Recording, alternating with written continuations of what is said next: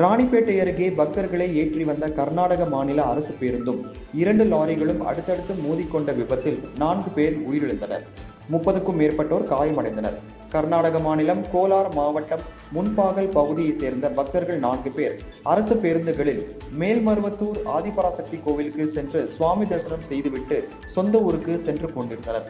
ராணிப்பேட்டை மாவட்டம் சிப்காட் பகுதி அருகே சென்னை பெங்களூரு தேசிய நெடுஞ்சாலையில் முன்னால் சென்று கொண்டிருந்த டிப்பர் லாரியை கடந்து சென்ற பேருந்து மீது சித்தூரில் இருந்து காய்கறிகளை ஏற்றிக்கொண்டு சென்னை நோக்கி வந்த லாரி மோதியது. அப்போது பின்னால் வந்த டிப்பர் லாரியும் பேருந்து மீது மோதியது. இதனால் பேருந்து சாலையோரத்தில் இருந்து பள்ளத்தில் கவிழ்ந்தது. இந்த கோர விபத்தில் பேருந்தில் பயணம் செய்த 4 பேர் சம்பவ இடத்திலேயே உயிரிழந்தனர். 30க்கும் மேற்பட்டோர் காயமடைந்தனர். தகவல் அறிந்து விரைந்து வந்த சிப்காட் போலீசார் மற்றும் தீயணைப்புத்துறையினர் பொதுமக்கள் உதவியுடன் காயமடைந்தவர்களை மீட்டு 108 ஆம்புலன்ஸ் மூலம் வாலாஜாபேட்டை அரசு மருத்துவமனைக்கு சிகிச்சைக்காக அனுப்பி வைத்தனர். இந்த விபத்து காரணமாக அப்பகுதியில் போக்குவரத்து பாதிக்கப்பட்டது.